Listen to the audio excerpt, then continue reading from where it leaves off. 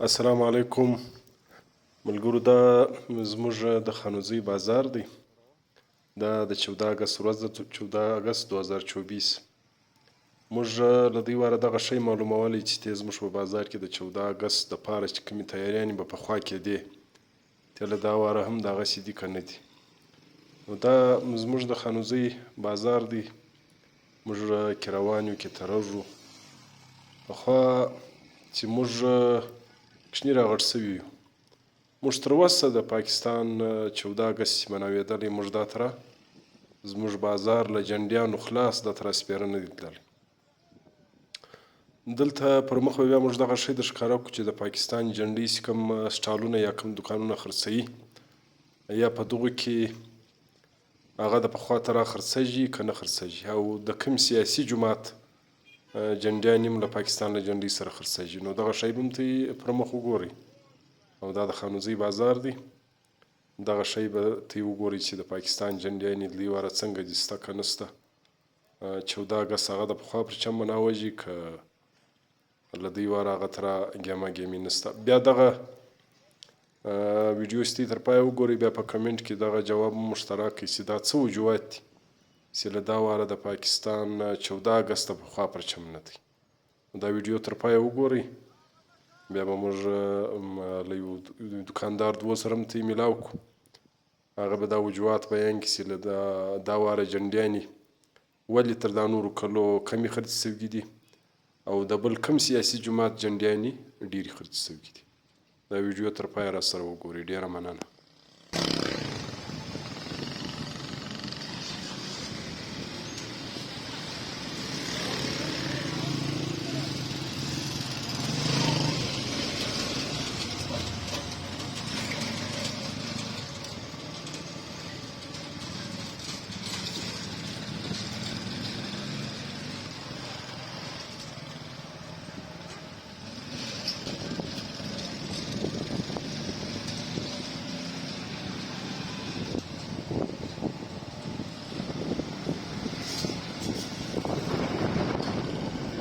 التي بنكر يا مزياوي على مجرور لا تغير بس ذاك الحوسك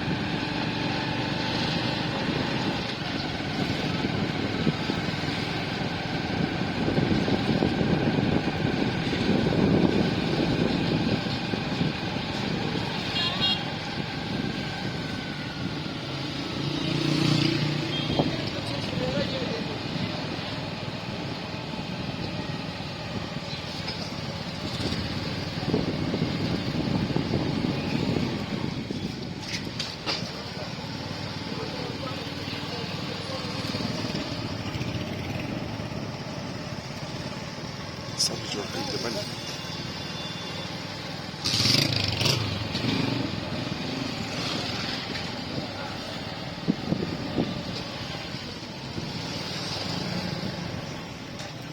ملګرو. دا د خانوزۍ بازار دی د 14 اګست چې کوم نن 14 اګست ورځ ده، د مناسبت سره دلته په خانوزۍ بازار کې د پاکستانو د نورو مختلفو جنډیانو سټال لګېدلی دی. موږ به د هلکه زال وکړو څنګه دی ستۍ جنډیانې ښه ښکاله هغه تر خرڅېږي که نه خرڅېږي. ستړی مه سي، څال دی څنګه یې ښه یسته؟ شکر. د دې واره په بازار کې د نورو کلو تر جنډیانې ډېرې نه شته، نو د جنډیانو فرق شته. د نورو کلو ډېرې خرڅېدې که شږ هغه تر نه دي. او یو دغه سوال دی، دا د پاکستان له جنډۍ سره خالي د تحریک انصاف جنډۍ د ښکږي دا نورې خل نه اخلي. ښه خالد د پی ټی آی خلک هو خالد پیچه ښه د دغه جوات په ستا په خیال څه د دغه جوات خو ازیه دی خرڅړې په پیسې دی پوښه ښه صحیح ډېر فکردار ده سوې ملګرو دغه ته ویني د پاکستان له جنډۍ سره خالد د پی ټی آی جنډۍ دا او د پی ټی آی جنډۍ به د پاکستان تر جنډۍ ډیره خرڅه شوې ښه صحیح ډیره مننه